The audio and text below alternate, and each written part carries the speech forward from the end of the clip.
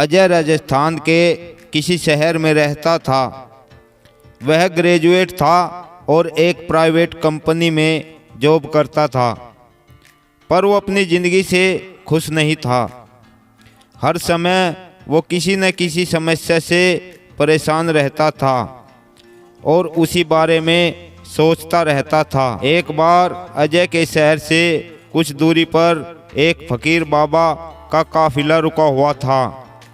शहर में चारों ओर उन्हीं की चर्चा थी। बहुत से लोग अपनी समस्या लेकर उनके पास पहुंचने लगे। अजय को भी इस बारे में पता चला। उसने भी फकीर बाबा के दर्शन करने का निश्चय किया। छुट्टी के दिन सुबह सुबह ही अजय उनके काफिले तक पहुंचा। वहां सैकड़ों लोगों की भीड़ जुटी हुई थी। बहुत इंतजार करने के बाद अजय का नंबर आया। वह बाबा से बोला, बाबा, मैं अपने जीवन से बहुत दुखी हूँ। हर समय समस्या मुझे घेरे रहती है। कभी ऑफिस की टेंशन रहती है तो कभी घर पर अनबन हो जाती है और कभी अपनी सेहत को लेकर परेशान रहता हूँ। बाबा, ऐसा कोई उपाय बताइए कि मेरे जीवन से सभी समस्याएं खत्म हो जाए और मैं चैन से जी सकूं। बाबा मुस्कुराए और बोले, पुत्र, आज बहुत देर हो गई है। मैं तुम्हारे प्रश्न का उत्तर कल सुबह दूंगा, लेकिन क्या तुम मेरा एक छोटा सा काम करोगे? जरूर करूंगा, अजय उत्साह के साथ बोला। देखो बेटा, हमारे काफिले में 100 ऊँट है और उनकी देखभाल करने वाला आज बीमार पड़ गया है।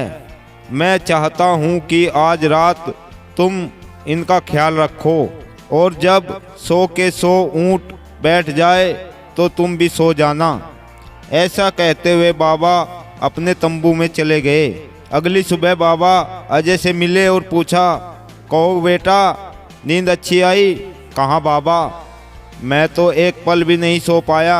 मैंने बहुत कोशिश की पर मैं सभी ऊँटों को नहीं बैठा पाया। कोई ना कोई ऊँट खड़ा हो ही जाता। अजय दुखी होते हुए बोला, मैं जानता था यही होगा। आज तक कभी ऐसा नहीं हुआ कि ये सारे ऊँट एक साथ बैठ जाए। बाबा बोले। अजय नाराजगी के स्वर में बोला, तो फिर आपने मुझे ऐसा करने को क्यों कहा? बाबा बोले, बेटा, कल रात तुमने क्या अनुभव किया? यही ना कि चाहे कितनी भी कोशिश कर लो, सारे ऊँट एक साथ नहीं बैठ सकते। तुम एक को बैठाओगे तो कहीं और कोई दूसरा खड़ा हो ही जाएगा। इसी तरह तुम एक समस्या का समाधान करोगे तो किसी कारणवश दूसरी खड़ी हो ही जाएगी। पुत्र, जब तक जीवन है ये समस्याएं तो बनी ही रहती है, कभी कम तो कभी ज़्यादा। तो हमें क्या करना चाहिए? अजय ने जिज्ञासावश पूछा। इन समस्याओं के बावजूद जीवन का आनंद लेना सीखो।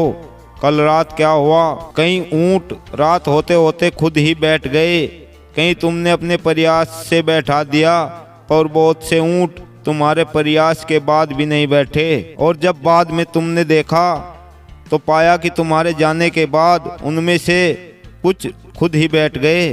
कुछ समझे? समस्या भी ऐसी ही होती है, कुछ तो अपने आप ही खत्म हो जाती है, कुछ को तुम अपने प्रयासों से हल कर लेते हो और कुछ तुम्हारे बहुत कोशिश करने पर भी हल नहीं होती।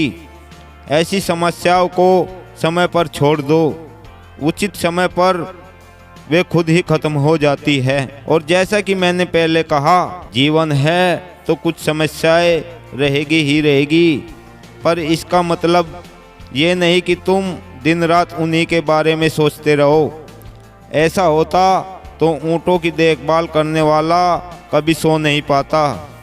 समस्याओं को एक तरफ रखो और जीवन का आनंद लो। चैन की नींद से सो।